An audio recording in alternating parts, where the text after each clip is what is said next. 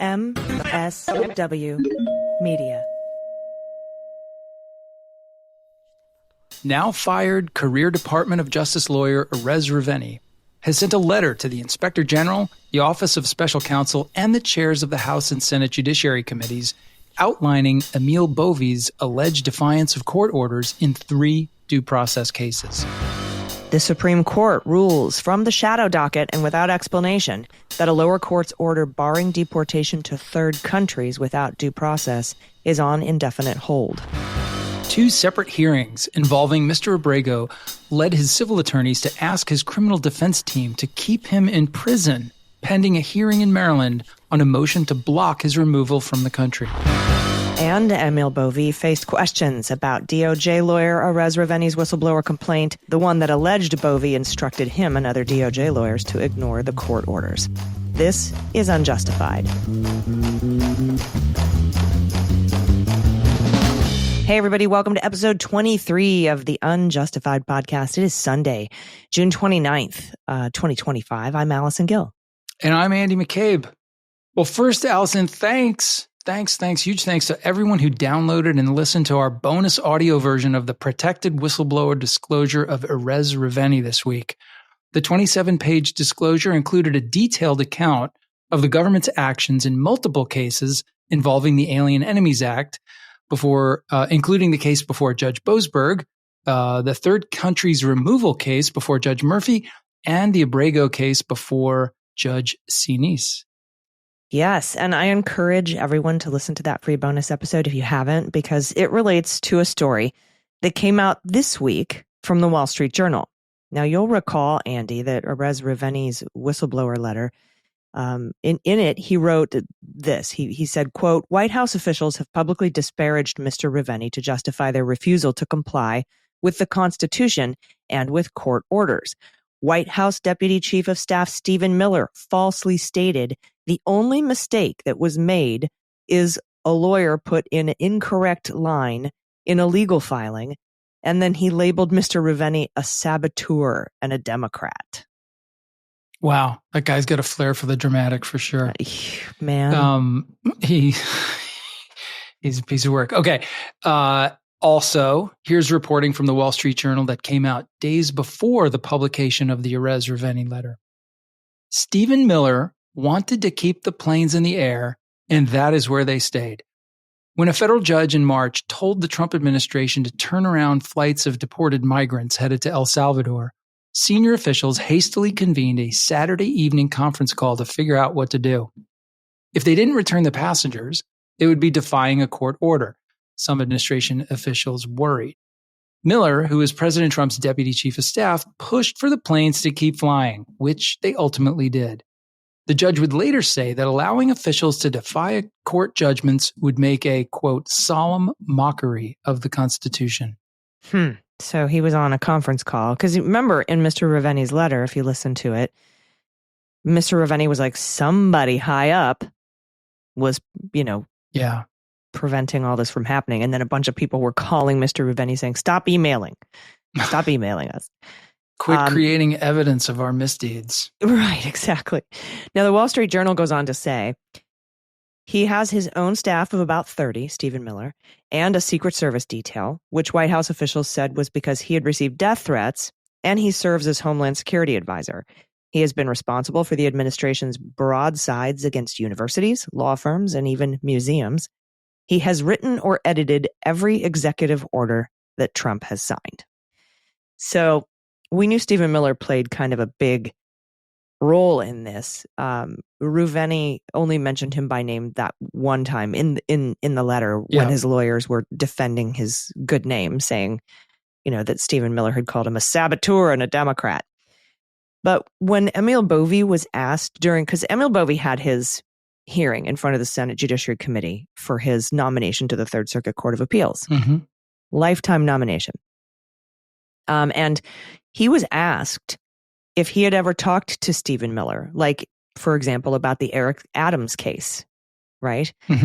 And Bove refused to talk about those discussions. He was invoking deliberative process privilege and executive privilege, which, by the way, senators White House and Blumenthal said, you can't do that in this hearing. And it's also not your privilege You're not the president, Mr. Bove. To say. So they wanted to file a point of order like that's wrong. But he refused to answer those questions. Now, similarly, though, when Republicans asked him about his discussions with the president and people in the way, he was happy to answer them. Oh, yeah. Right. But he was, and Senator Whitehouse, or I think it was Whitehouse, pointed that out too. He's like, that's really weird. You're being so selective with your privileges.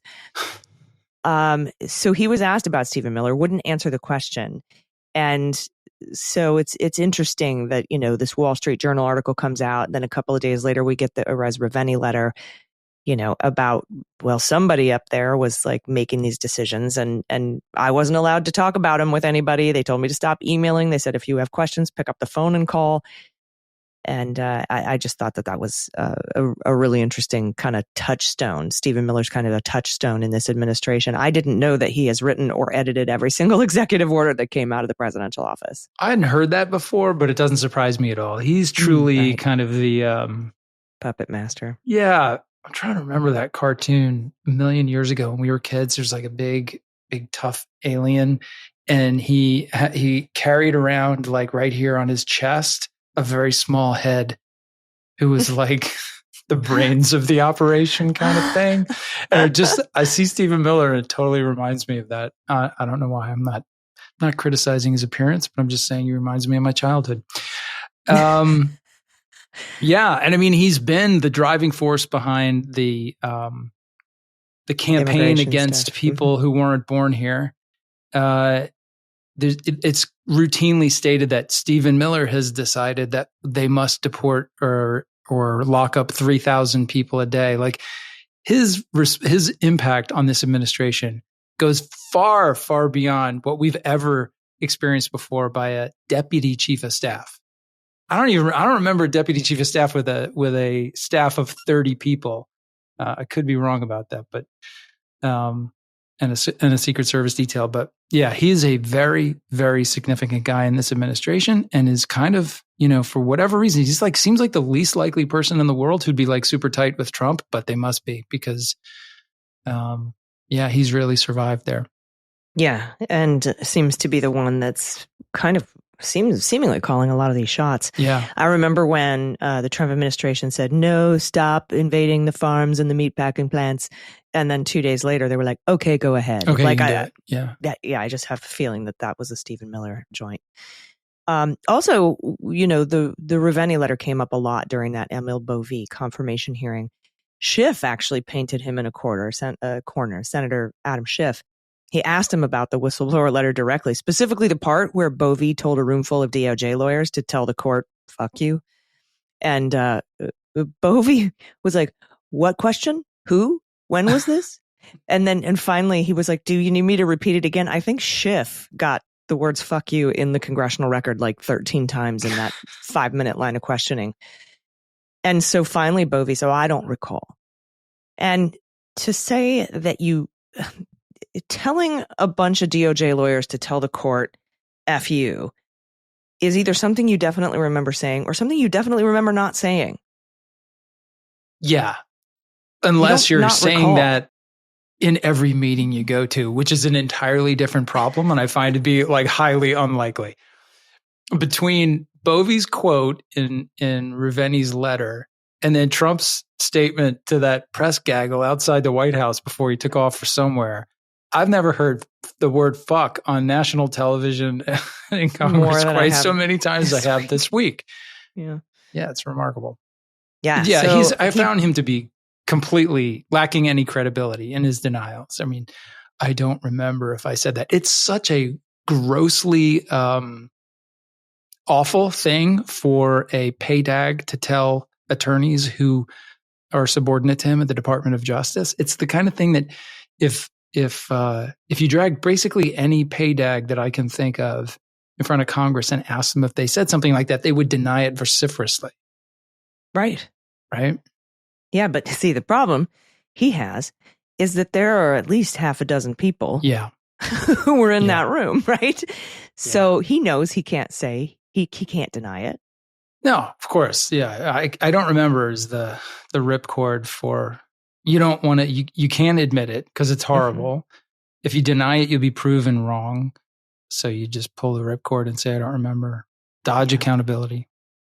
Yep. Talk about lacking candor. Yeah. That was a pointed comment toward you, sir.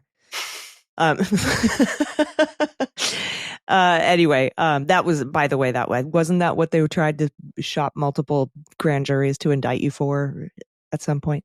Nobody needs to hear that story again. It's, I just wanted to let people in on the inside joke there. But yeah. So the hearing, I thought Grassley, who was the chair at that particular hearing, is really pro whistleblower. Yeah, generally. Always has been. He's kind of prided himself on that. Generally a pro whistleblower guy. But him and the rest of the Republicans, their apparent stance on Mr. Reuveni is he's lying. And they are going after him with, full force. So we'll see what Michael Horowitz does. I doubt Trump's handpicked special counsel and the Office of Special Counsel is going to do anything. And I personally don't have a lot of faith in Michael Horowitz, the DOJ IG, but we'll see what happens. And probably not anytime soon. Usually those things take a couple years. And with his impending move to remind me where he's going, he's leaving DOJ and going to CFBP or something. Michael Horowitz? Yeah. Oh, I didn't even know that. Yeah. He's he must have had a meeting with Trump saying, hey, I've got to investigate this stuff and stuff's going to come out. All right, well, I'll move you if you. This came out about a week and a half ago. So I didn't know that. I think it predates the letter, but it'll give him the perfect opportunity to do absolutely nothing about this because they'll say, well, I'm leaving, so I'm not going to weigh in on it. But I'm not going to touch that. Yeah. Yeah. So, I don't know if Emil Bove will sail through his nomination process. I don't think any Democrats are going to vote for him. At least I hope not. I know that 0 Democrats voted for RFK Jr., for example, Hegseth, for example. Mm-hmm. This is Emil Bove is like 20 times worse, even though it's a judicial nomination and not a cabinet position. But we'll see what the Republicans do. I'm sure Susan Collins is concerned. But that doesn't, they have 2 or 3 votes to work with, and they do this every time. Like Murkowski and Collins can vote no while everybody else votes yes. And it's not a good sign for Republican courage that you haven't heard a single senator indicate really any serious concerns. Yeah, right. I thought maybe this would be a good opportunity for somebody like Grassley, who really respects whistleblowers, to maybe speak up about something. Stand or at up, least, you mean? Actually have a spine and do something against the administration, who clearly sees Bove as like, he's a good guy. We got to pay him back, make him a judge. He's the new Roy Cohn. Except he wants to put him on the Supreme Court now. Yeah. I think he's got smooth seas in front of him for this gig. Yeah. Unfortunately, I agree. All right. We have a lot to get to. In this show, we're going to talk about, because this week the Supreme Court stayed the third country deportation. Yes. Prohibition that had been issued without explanation. And we're going to talk about that and how it could impact those who are still on the ground stranded in Djibouti trying to get their CAT hearings, right? So we'll talk about that, but we'll do it right after this break. Stick around. We'll be right back.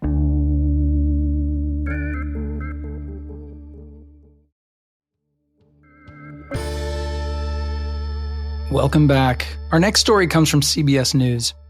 They say the Supreme Court on Monday lifted a lower court order that prevented the Trump administration from deporting migrants to countries that are not their places of origin without first giving them the chance to raise fears of torture, persecution, or death. The order from the High Court is a victory for the Trump administration, which has faced recent setbacks from the justices in its efforts to swiftly deport migrants as a part of its crackdown on immigration. The Supreme Court's order clears the way for the Trump administration to resume deportations to third countries while legal proceedings continue. Yeah, and this my first thought was, how is this going to impact, because this is shadow docket, no explanation, one paragraph. But there was a biting dissent from Justice Sotomayor that went on for many pages. But my first thought was third countries. I thought of the South Sudan group that are in Djibouti right now, DOJ is trying to get everything done on the ground. And I thought of Mr. Abrego, right, who has an order in place saying he cannot be removed to El Salvador. But, and we'll get into this later. Yeah. It was recently said by the Department of Justice that DHS intends to deport him to a third country. So those were the two things that came to mind. But let's talk specifically about South Sudan.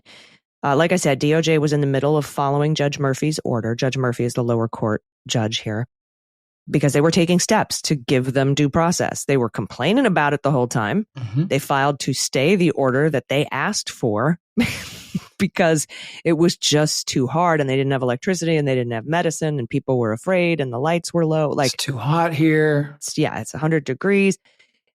Even though that was the relief the government specifically asked for, and the judge gave that to them. He didn't say you have to return these guys to the United States. You can go on the grift. That's what you want. Because the DOJ was like, well, we'd prefer to do this on the ground in Djibouti. He's like, okay. And the plaintiffs were like, that's going to be really hard and complicated, and we'll have to have Zoom calls and interpreters and food and medicine. Mm-hmm.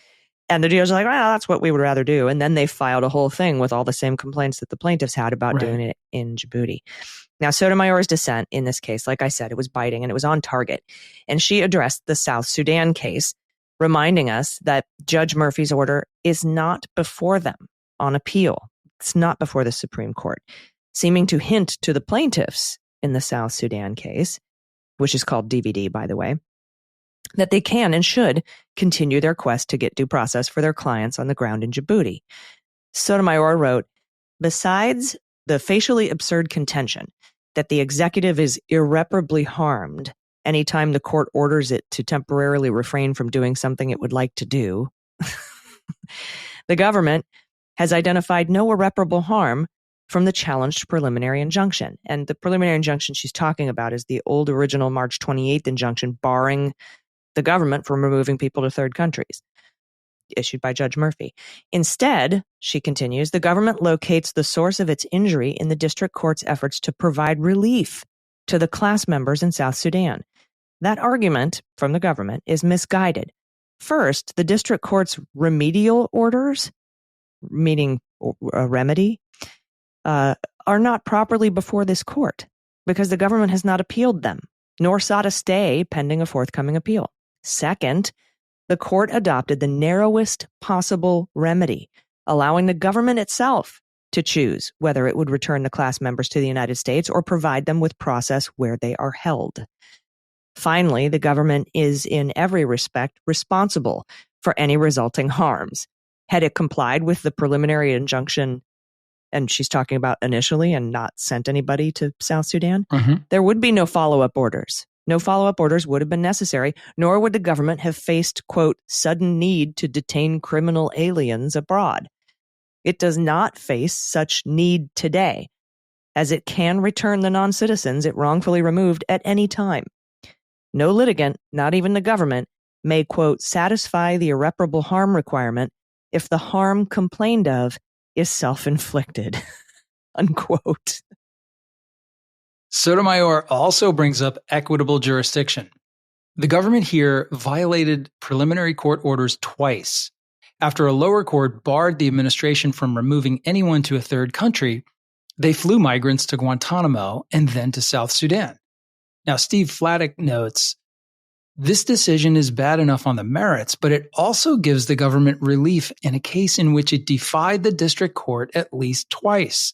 That's quite a message to send to the government with respects to the cost of its litigation behavior in other cases, or the complete lack thereof. Now, the plaintiffs in the South Sudan case then filed the following with Judge Murphy. Plaintiffs now move to enforce that previously ordered remedy to provide due process to the men on the ground in Djibouti.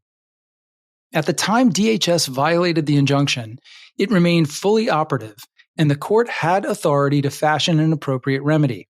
federal courts routinely enforce remedial orders issued in response to such violations, even when the underlying injunction is later stayed or vacated. In the alternative, plaintiffs move the court to issue individual injunctive relief for these 8 class members. Individual injunctive relief remains available consistent with Section 1252F1. All 8 individuals, none of whom have final removal orders to South Sudan, are being deprived of basic procedural rights and access to protection that Congress and the Constitution require. Absent injunctive relief, these class members face imminent risk of deportation to a volatile country where they will likely face indefinite detention and other forms of torture. Yeah. Now, shortly thereafter, and well, before I get to that, I just want to say that I thought it was, the court didn't explain its stay in this case on removal to third countries. And I just, no experts that I've been able to talk to have been able to square, because there is no way to square, not because they're not great experts.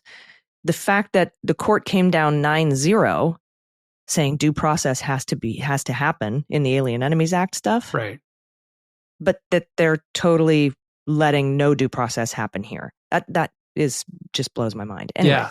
Let me just clarify one thing, because I think it gets a little bit confusing in some of the language from the filings. So there was the first order from the court, which is the one that got appealed. And that was, you may not deport people to third party countries. So the government appealed that, and that's the appeal that led to this decision by the Supreme Court.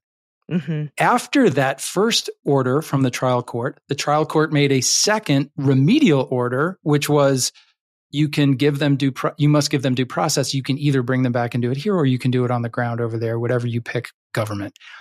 So what the plaintiffs are saying here is, even though the first order was determined, was thrown out by the Supreme Court, the remedy that they were offered is still valid. And the government never appealed that remedial order. They never filed notice of appeal. They never requested a stay of that remedial order pending the appeal. So that's why the judge could say, like, hey, that remedial order still stands. You violated a then valid lawful court order. I ordered this remedy against you. You still have to pay. In other words. Yeah. And that's why Justice Sotomayor was like, hey, nudge, nudge, wink, wink. Exactly. That's not before me. Yep. And, I thought the equitable jurisdiction thing was also an important thing. And I'll talk about that in a second. But shortly after this happened, Judge Murphy agreed to what the plaintiffs wanted. He did this in a paperless minute order. And it's interesting because here's what he wrote. He said, plaintiff's emergency motion is denied as unnecessary. Like, thanks for telling me that we can still do this on the ground stuff in Djibouti, but you didn't even need to do that. Yeah. Thanks for telling me my remedial order is still valid and important, but I knew that already. Yeah. And he says, subject to the below. The court's May 21st order on remedy, that's the one that says, you have to do this stuff in South Sudan because that's what the DOJ wanted to, remains in full force and effect, notwithstanding today's stay of the preliminary injunction.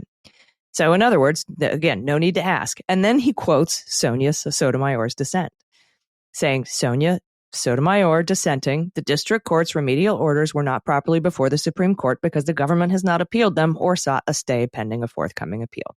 So that's what Judge Murphy has said. He's like, yeah, I know my orders are still in effect. Thanks, but I'm dismissing your thing because it's not necessary. Right. So if you thought that this judicial tennis match was over, you're wrong. Because then, of course, the Trump administration went back. Where do they go? What's the one place they find relief every time? The Supreme Court. That's right. They went back to the Supreme Court asking it to clarify whether it has to give due process to these plaintiffs in Djibouti. I mean, okay. So they said this. This motion addresses the district court's unprecedented defiance of this court's authority. Okay, first of all, it's very precedented. There is tons of case law that remedial orders continue on even if the underlying preliminary injunction is reversed. I just want to throw that in there. It's not unprecedented. What you're seeing here is how lawyers across the Justice Department, ones who are new to it or have complied with the new regime, have adopted the language of Todd Blanche and Emil Bove in their legal filings. This is like something that could have come right out of what's her name's court in Florida. I'm forgetting her name. Eileen Cannon? Eileen Cannon, right? Sounds like a filing in that case. But anyway. This lawlessness. It's outrageous what they're doing. Unprecedented. Presidents are the best ever. Yes. All right. So I'll start this again. This motion addresses the district court's unprecedented defiance of this court's authority. Yesterday evening, just hours after this court stayed the preliminary injunction in this case, the district court issued an order asserting that its related ruling enforcing that injunction, quote, remains in full force and effect, quote, notwithstanding today's stay of the preliminary injunction. The district court claimed that the several, quote, individuals, why is individuals in quotes? Are they alleging they're not actually individuals? But okay. Yeah. Several individuals whose removal it previously halted mid-flight and whose resulting detention in Djibouti in precarious circumstances was a focal point of the government's stay application, remains subject to its order enforcing the very injunction that this court stayed yesterday. Yeah, in the precarious circumstances that the government's in, not the migrants. And chose to remain in. Mm-hmm. Yeah. Okay. So now the plaintiffs responded to that. And they said, the lives and safety of 8 members of the nationally certified class in this case are at imminent risk. These men are currently being held at a U.S. naval base in Djibouti, and the district court's remedial order is the only shield that preserves and protects their statutory, regulatory, and due process rights to seek protection from torture in South Sudan. Yesterday, this court, the Supreme Court, stayed the preliminary injunction pending appeal without any reasoning. But that order does not change the fact that the defendants violated the preliminary injunction, now stayed, but then in effect, over a month ago by attempting to remove these class members to South Sudan without providing meaningful notice or any opportunity to assert claims for protection under the Convention Against Torture. That's the CAT. Mm-hmm. In response to this violation, the court issued a narrow and equitable remedy requiring defendant Department of Homeland Security to retain custody of the class members and provide the protections that they would have received but for the violation, namely reasonable fear interviews with access to counsel and a motion to reopen filed by either DHS or the class member, depending on the outcome of the interview. The district court explicitly stated that this remedy was not intended to define future compliance, but rather to redress a discrete violation of the preliminary injunction. In its stay application to this court, the government neither challenged nor sought relief from the district court's remedial order. Thus, as the dissent correctly indicated, again quoting Sotomayor, and the district court found yesterday, the remedial order was not before this court. The government now wants this court to clarify in quotes, that the district's order's remedial order has no effect, such that the Department of Homeland Security can deport these men to South Sudan with no process at all, not even the process afforded by the government's own policy memorandum. The court should deny that request. So that is the latest in the DVD case and everybody who's on the ground in Djibouti. I think I like Judge Murphy a lot because he's like, you're denied because I know. Yeah. And I think, I don't know, I'm totally reading this into it. I could be completely wrong here, but it would not surprise me if there's a little bit of pique on his part as well, because quite honestly, the district courts have been really getting stepped on by the Supreme Court in a lot of these rulings, most significantly one that came out today, and maybe we'll touch on this one next week. Basically, it's a court's rejection of federal district court's ability to issue nationwide injunctions. Yeah. I think he's pushing back in a really important way here. And what I'm hoping for is yet another emergency docket, no opinion ruling that just says, motion denied, government's motion denied or something like that. So we'll let you know what the Supreme Court says about these particular filings, the government requesting that the Supreme Court clarify whether they have to continue this thing down in Djibouti. And then the plaintiffs obviously saying, you do have to continue that. So remedial order, it's not before this court. Yeah. Now, maybe Supreme Court comes back and says, you're going to have to appeal the remedial order with us. Right? Or maybe go appeal that to the circuit court first. That seems more like them. Yeah, but I know. If they just knock the tennis ball back again for another 16 rounds, I was just like, oh my God, here we go. Yeah, who knows? But all right. So we also have some updates on Mr. Abrego. We know last week we had Adam Classfeld on from All Rise News. We talked about the detention hearing, the one where the actual U.S. attorney argued in a detention hearing, which has never happened. They don't even argue in the main cases. So like the trials that result. Yeah. But there's been a lot of back and forth. There's been a lot going on behind the scenes and with where Mr. Abrego is going to be. Is he going to be moved? Is he going to be detained? Is he going to be deported? So we're going to talk about that, but we have to take another quick break. So stick around. We'll be right back.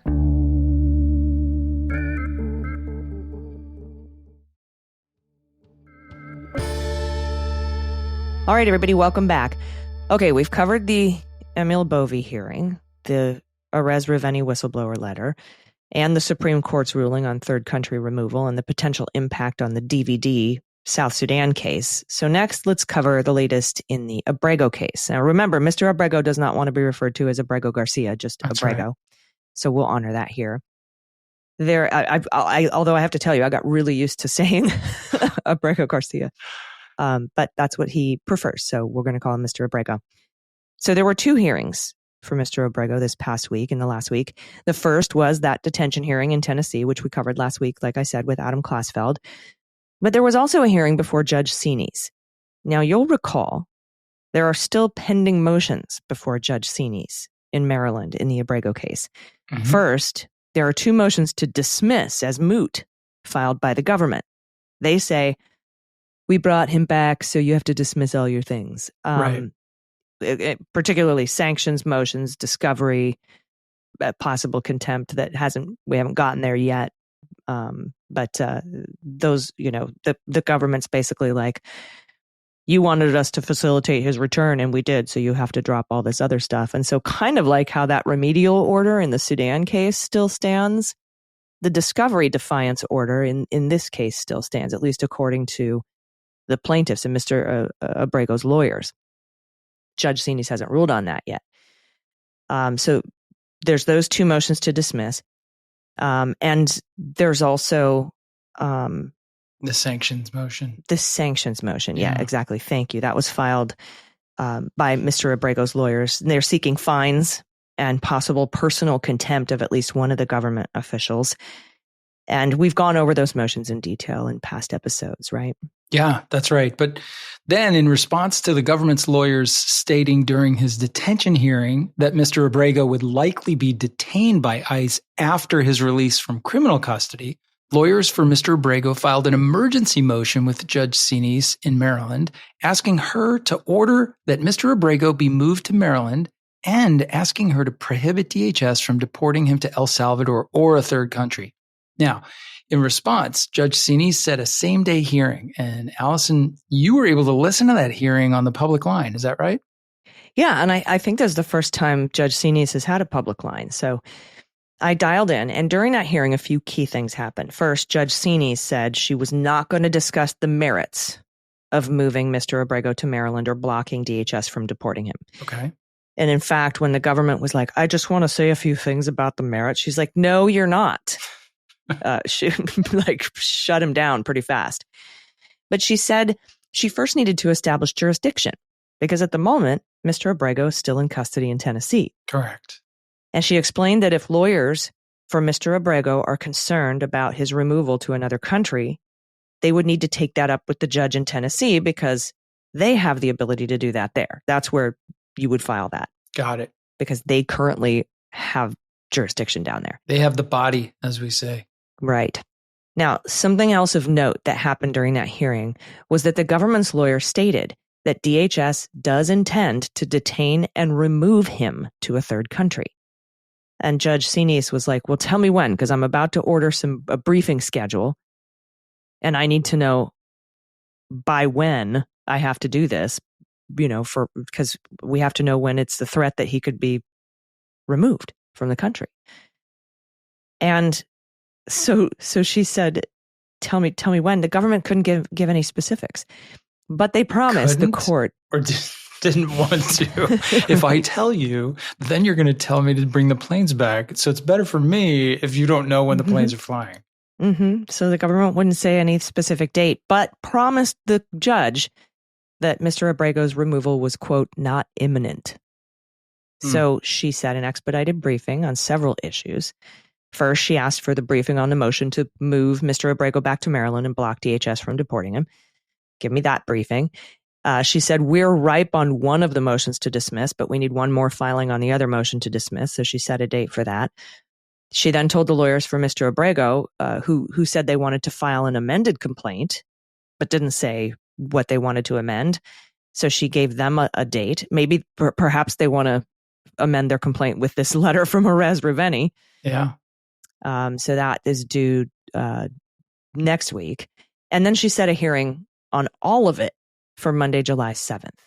And so during that hearing on July 7th, she'll address her jurisdiction to move Mr. Abrego to Maryland and block his deportation. She'll address the motions to dismiss, perhaps the sanctions motion as well, and then maybe the amended complaint. And she kind of had an idea what the amended complaint would be, because when the government said, we want to reserve the right to respond to that, she's like, no, let me read it first and I'll tell you if you need to respond. So that was kind of how that hearing went. We'll cover it at Motions Palooza on July 7th. Okay, every episode is Motions Palooza. She's cranking them out over there. Okay, so then on Friday morning, Mr. Abrego's criminal defense lawyers filed a motion, yet another motion, to delay his release from criminal custody in Tennessee, citing the government's contradictory statements of his possible deportation. They write, in Kilmar Armando Abrego Garcia's supplemental submission filed yesterday, counsel advised the court that in light of the government's claims that it lacked control over Mr. Abrego's whereabouts, counsel in his civil action in the District of Maryland had moved for an order that Mr. Abrego be transported back to his home in Maryland following his impending release from custody in this district. Yesterday, at an emergency hearing before Judge Sinise in the District of Maryland, the government represented that it intends to detain Mr. Abrego and remove him to a third country as soon as this court releases Mr. Abrego from pretrial custody. This is the first time the government has represented to anyone that it intended not to deport Mr. Abrego back to El Salvador following a trial on these charges, but rather to deport him to a third country immediately. Judge Sinise set a further hearing on that motion on July 7. Hours later, the DOJ told the Associated Press the exact opposite, that it intends to try Mr. Abrego in this district before removing him to a third country. Because DOJ has made directly contradictory statements on this issue in the last 18 hours, and because we cannot put any faith in any representation made on this issue by the DOJ, we respectfully request to delay the issuance of the release order until the July 16 hearing on the government's motion for revocation. Yes, I forgot to mention the government's motion for revocation and the July 16th hearing that resulted from it. So for the past week, the government and the criminal lawyers for Mr. Abrego, I should say the lawyers for his criminal case, not the criminal lawyers, have been going back and forth on his release order, from criminal custody. The government argued that the magistrate judge that ordered Mr. Abrego released shouldn't have considered the evidence it presented. They're like, we know you think it's double hearsay and double to triple hearsay, but usually in bail hearings, you don't even listen to evidence. It's like, you brought the evidence. They actually argued that the judge shouldn't have considered the evidence that they brought, which is just a weird argument. Like I read it 100 times, Andy. I couldn't figure out what exactly they were trying to say. But they also argued that if she released Mr. Abrego, the government would be irreparably harmed because he'd be detained and deported.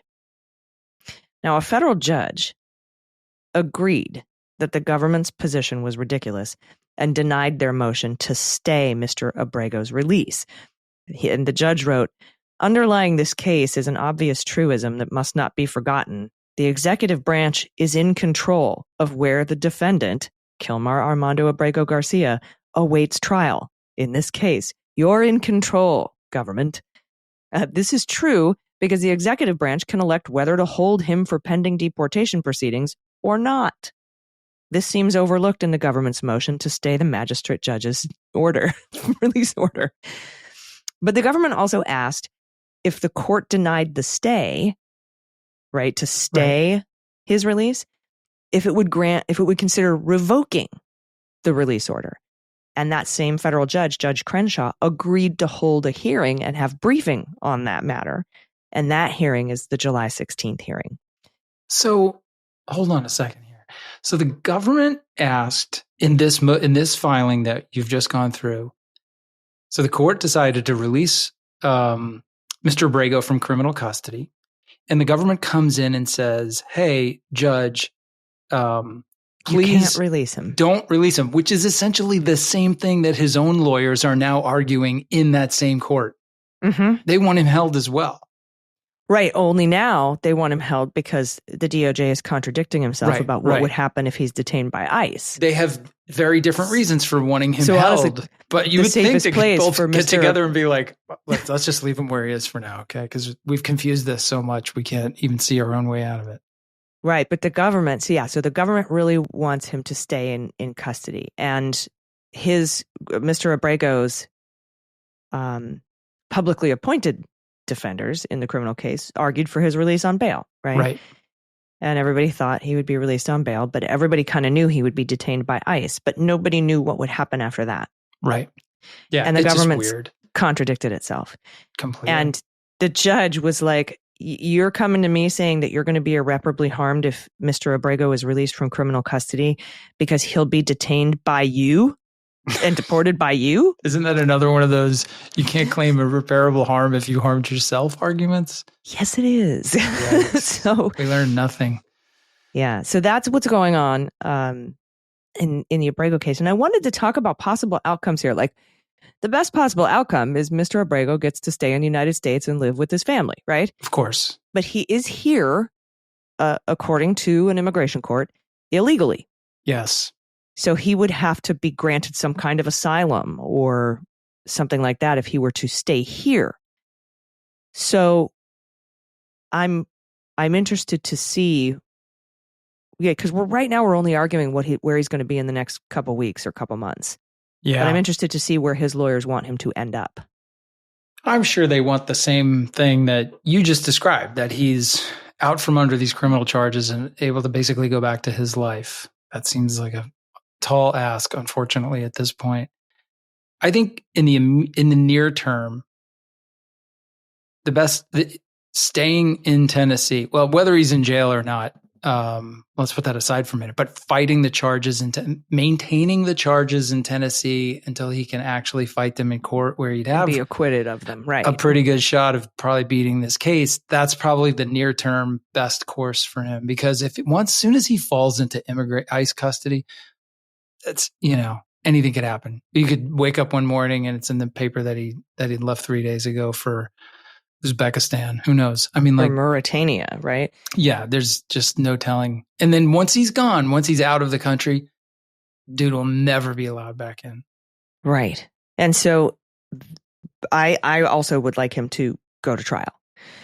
It would keep him here the longest, I think. And if he won a trial, it would potentially create new legal arguments for him. So then for him to stay. Right. If the government, let's say the government went back and it tried to reopen the order that currently prohibits him from being deported to El Salvador, they would be treading the same ground. Oh, he's a gang member. He's a human smuggler. And he could then go in with this acquittal on those charges and say, no, I'm not. So that might help him there. If they grabbed him and decided they were going to deport him to a third party country, he might be able to fight that on some sort of chain migration. Yeah. Or some sort of like retaliatory I don't know if you can even do this in the immigration system, but it is the kind of thing that you think somebody could say, hey, you're retaliating against me for beating you in court. Yeah, something like that. So I think but also, I mean, the chain migration argument is pretty good too. I've talked to, when I talked to Adam Klasfeld about that, he said that Mr. Abrego's lawyers brought that up, that he couldn't be deported to a third party country like Mexico, for example, because there is a current order in the United States prohibiting him from being sent to El Salvador. And in order to preserve that order, you can't send him to Mexico because Mexico can send him to El Salvador. Yeah. And that's called chain deportation. Chain deportation. Yeah, that's right. Yeah, because your country of origin. Not chain migration. I'm sorry. Chain migration is something different. That's the other way. Yeah, it's coming in, not going out. Right. So that the ability of any nation to send you back to your country of origin, that's like a basis of like a global immigration practice. So yeah, he ends up in Mexico, and any country would have the power to send you back theoretically to the place you're from, and the U.S. federal court order barring his return to El Salvador would not apply in Mexico, so he could just be sent right there. So yeah, that's a leg to stand on. Yeah, and his lawyers would argue that if a court here in the United States orders him to be deported to a third country, then that court would be in violation of the non-deportation to El Salvador order, potentially. Right. Kind of a interesting way around that. Now, in the near term, I think the best place for him is in criminal custody in Tennessee.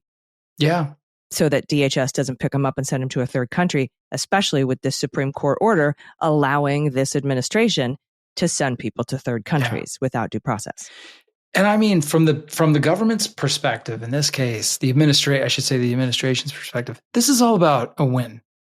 They don't care how they get it, right? So if they decide that the cheapest, easiest way we get the final word on this is to have him transferred from, BOP custody to ICE custody and then send him out on the next plane to fill in the name of a country here that's not El Salvador, I could see them doing that and saying that's a win for them. Totally. Yeah. Getting rid of him again is what they want.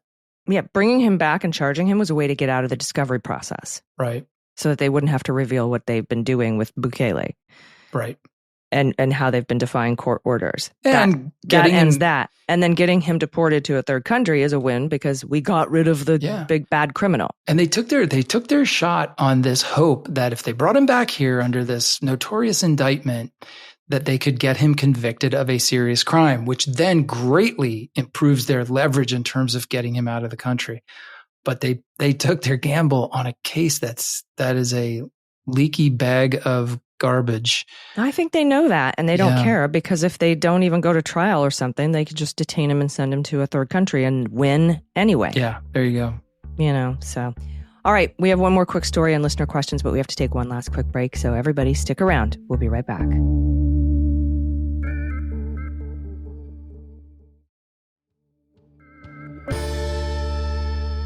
Hey, everybody. Welcome back. We have one final story before we get to listener questions. If you have a listener question, there's a link in the show notes to submit it to us. This is from Democracy Docket. President Donald Trump's Department of Justice Tuesday sued every federal district judge in Maryland to challenge a standing court order that temporarily bars the government from deporting people after they filed a challenge. The Department of Justice suing an entire bench is extremely rare. Some legal experts say they've never seen such a lawsuit before. The move marks the Trump administration's latest escalation in its attempt to undermine federal courts and erode due process protections. U.S. District Court of Maryland's order issued last month initiated an automatic 2-day stay on habeas corpus challenges, in part to preserve the status quo and ensure petitioners are able to participate in proceedings and access legal counsel. Due process, right? In its complaint, DOJ characterized the order as a particularly egregious example of judicial overreach interfering with the executive branch prerogatives. Not really, when the Supreme Court has already said you have to do this. But okay, defendants include Judge Paula Sinise, the judge presiding over Mr. Abrego's lawsuit challenging his wrongful removal from the United States and imprisonment in El Salvador earlier this year. Legal scholars have said that DOJ's lawsuit raises concerns over the protections judges have from lawsuits over their official acts, such as issuing orders in cases. Adam Bonica, a professor of political science at Stanford, noted that the DOJ is in essence arguing that judicial review inflicts irreparable harm on the government. Wow. The lawsuit comes just days after the Supreme Court cleared the way for the Trump administration to resume deporting migrants to countries they are not from with minimal notice. Yeah, this one is amazing to me because, first of all, we did get a few questions about this week. And I think we've pretty much, we've obviously covered it here. But my understanding is it was the chief judge of the district who issued this order basically as a way of ensuring that all of his judges across the district, I think there's 11 or 13 or something like that, handle these matters the same way to ensure that they comply with what the Supreme Court recently said was necessary, that people they have to file individual habeas claims if they want to challenge their detention and deportation. And so now he's basically put this in place to ensure that can happen in kind of a protected way. I don't see this lawsuit going anywhere. No, me neither, especially now that the Supreme Court has ruled that, you can't have nationwide injunctions. You have to go through class action, right? Right. And so that sort of would resolve any issues that at least, Donald Trump and Pam Bondi seem super happy about that. Would resolve any issues of coming out of any court, right? Yeah. If he, maybe he's trying to get rid of the class action. Where did he even file this case? Do you sue Maryland and DC? I don't know. In Maryland, and then I think the Fourth Circuit, or somebody sent it to the Fourth Circuit because all of the judges are recused, so none of them can hear it. Of course they can. They're all defendants. So they sent it all to. We're like, well, I can't hear my own case, so they sent it to the. You know what? I don't. I feel like the chief judge should just assign it to one of his people, and that person be like dismissed. That'd be funny. That would be really funny. So, all right. We had now, we laugh about this, but who knows what the Supreme Court is going to do with us? Yeah. Anything can happen. We have learned this before on this podcast along the years. Yes, we can't laugh off Trump lawsuits anymore. No. So anyway, we wanted to put it on everybody's radar. All right. So to listener questions. Let's get to that. Again, there's a link in the show notes if you want to submit one. What do we have this week, Andy? All right. So this week we start with not really a question. It's a correction. Good. Yeah. And it comes from Peter, who describes himself as an AG fan forever. Thank you, Peter. And Peter says, are you sure about John Durham? As soon as I heard that name again, I called my Connecticut attorney friend and she said no. Bars Durham, meaning Bill Bars Durham, has retired. She thinks that it's John Durham's son, John, or Baby Durham, as she called him. Thought you might want to double check. That name's going to stick. I got to tell you, that's got legs right there. All right, Baby Durham. Yeah. Well, that's what I'm going to call him from now on. For sure, we gotta distinguish him from his distinguished father. So after very minimal research, Peter, I determined you are correct. New York Times reported on January 25th that John Durham, a veteran federal prosecutor on Long Island, will lead the U.S. Attorney's Office in Brooklyn, which is referred to as the Eastern District of New York. Mr. Durham is the son of John H. Durham, the former special counsel who investigated possible government misconduct in previous inquiries into President Trump and found nothing except 2 cases that he lost. Okay, I added that part at the end. All right, I stand corrected. It's Baby Durham. There you go. Thank you. It's Baby Durham. So we'll keep an eye on him. Nice. Okay, so here's one. It's more of kind of a bigger picture question. It comes to us from Owen. Owen says, I have a question that arises from the Abrego matter. Andy mentioned in a recent episode that the current administration's deportation policies circumvent our tradition of indicting, offering due process to, and detaining foreign nationals who commit crimes in the United States to serve their sentence. My question is, can you please talk more about what precedent or authority exists for the person to serve a sentence in the United States? What purpose does it serve? Is it punitive?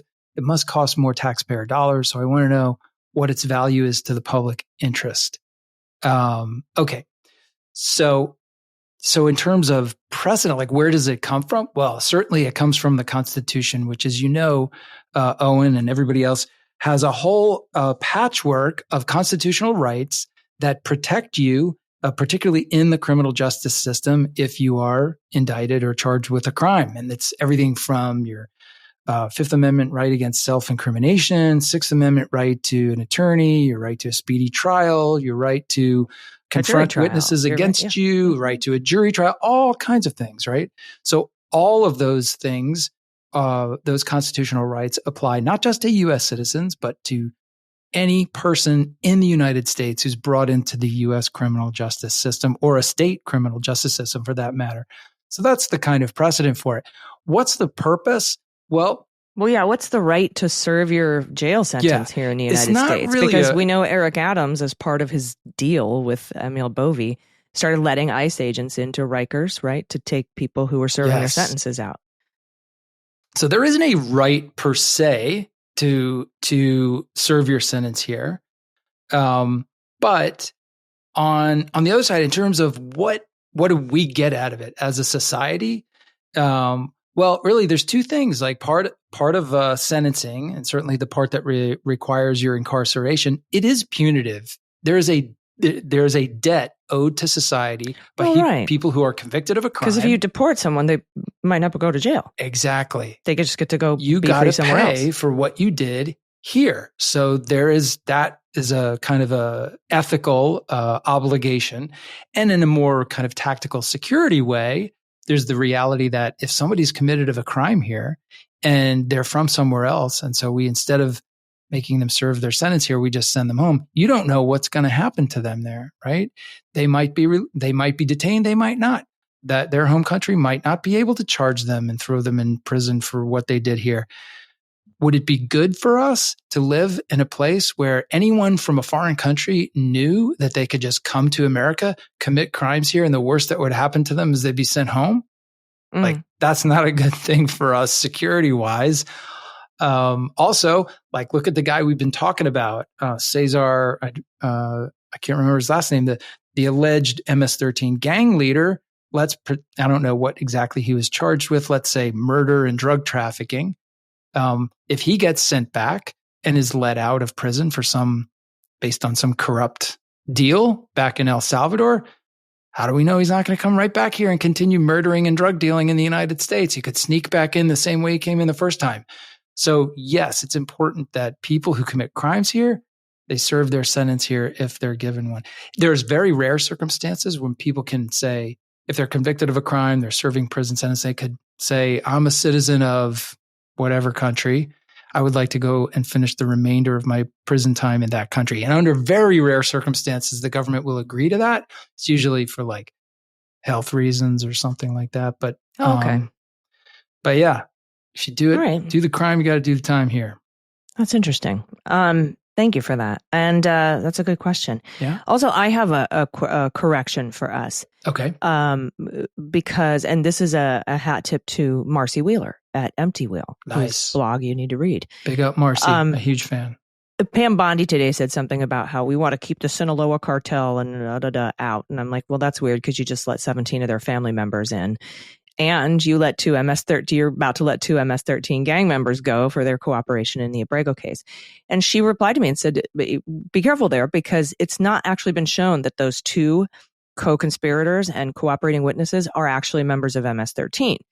One of them, obviously has been deported 5 times. They're both in prison for doing bad stuff.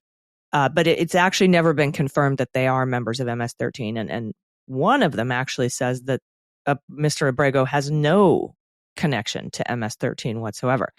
So I double checked, triple checked, talked to Adam. He's like, yeah, it's not anywhere that they're actual members of MS-13, these two cooperating witnesses. So I just wanted to put that out there and say thanks to Marcy for pointing that out. Excellent. Well done. Thank you, Marcy. And thanks for bringing that up. So next time we did, instead of saying, why would you let 2 MS-13 gang members go just to get one out of the country? It's why would you let 2 convicted felons who are here illegally stay in the country? Which is totally fine, right? That's no problem with that. The truth is still really bad. Still a bad look. Or not the truth, but the correct, the correct, the the reference. Exactly. So, Yeah.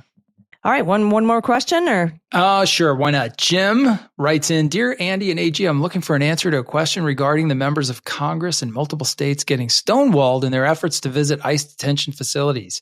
Given it is constitutional duty to conduct oversight, and they have cause and the right to seek admission to conduct oversight, what can be done to remedy this? It seems as if they are not being allowed entry, and I have rarely seen any other outcome. I know. Yeah, go. The members can sue. There you go. That's what they need to do. I don't think anyone has filed suit yet. I certainly hope that they do. Now, ICE is playing a lot of games. DHS is playing a lot of games, saying, "Oh, this isn't actually technically a detention facility under the definition of the law, so you don't have a right to come in here." They've also issued new guidance, DHS, saying you have to give us 72 hours notice if you want to come and inspect one of our ICE facilities, which is not in the law either. Right. And so I am expecting that some of our members will file a lawsuit, arguing against that 72-hour notice thing, and maybe they're being barred from going and inspecting their facilities. Yeah, they should do that and then apply it for a TRO. Let's fight it out again. Let's go. Bring it on. Yes. Make sure if you want to do it nationwide that you bring a class action lawsuit, because that is what you have to do now if you want more than just the plaintiffs in the lawsuit to be covered by the lawsuit. Full on. Let's get it. So you would have them certify a class, any member of Congress. Yeah. And then once that class is certified, you file a class action suit. And that's what, by the way, the folks in the Birthright Citizenship, CASA and ICAP are doing. Mm-hmm. They've already filed their amended lawsuit as a class action. Mm-hmm. Awesome. All right. That's the show for this week. Thank you all so much for listening. And again, thank you so much for listening to the audio version. I know it was an hour and a half. I know it was long. And I know that because we recorded it and took an hour and a half. Yeah, we thought, this was really 45 minutes. So thank you for listening. It's so important that we listen and pay attention to our whistleblowers. And again, I want to let you all know that MSW Media has partnered with Whistleblower Aid to raise money for wraparound protection for whistleblowers in this country. Right now, we've got investigative journalists and whistleblowers with the getting rid of the inspectors general, gutting the FOIA offices, getting rid of all, the Merit Systems Protection Board. Like all of our guardrails are going away. Now we can't get a nationwide injunction. So whistleblowers are going to be more important than ever. And so we've partnered with them to raise money to help our whistleblowers, our very brave whistleblowers. So you can donate if you can, just like about $1 or $2. If everybody listened to the show donated $1 or $2, we would smash our goal. It's whistleblower.org/beans. Nice. So thank you so much for supporting our whistleblowers. And we're really going to be depending on them.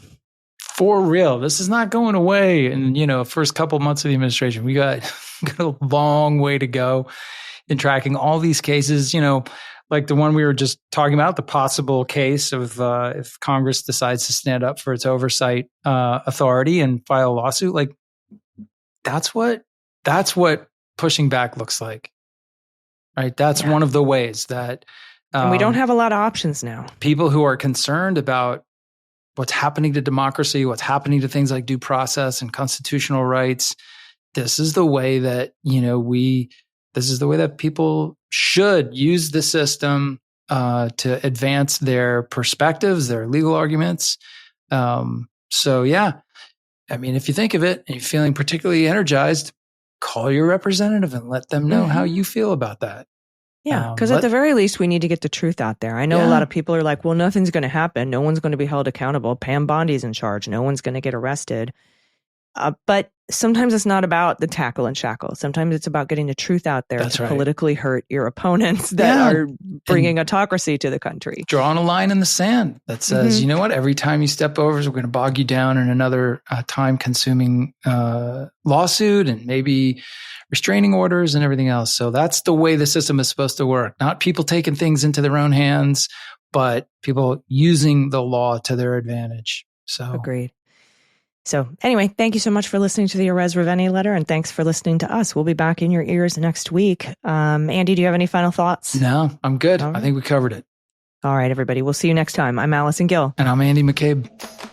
Unjustified is written and executive produced by Allison Gill, with additional research and analysis by Andrew McCabe. Sound design and editing is by Molly Hockey, with art and web design by Joel Reeder at Moxie Design Studios. The theme music for Unjustified is written and performed by Ben Folds, and the show is a proud member of the MSW Media Network, a collection of creator-owned independent podcasts dedicated to news, politics, and justice. For more information, please visit mswmedia.com.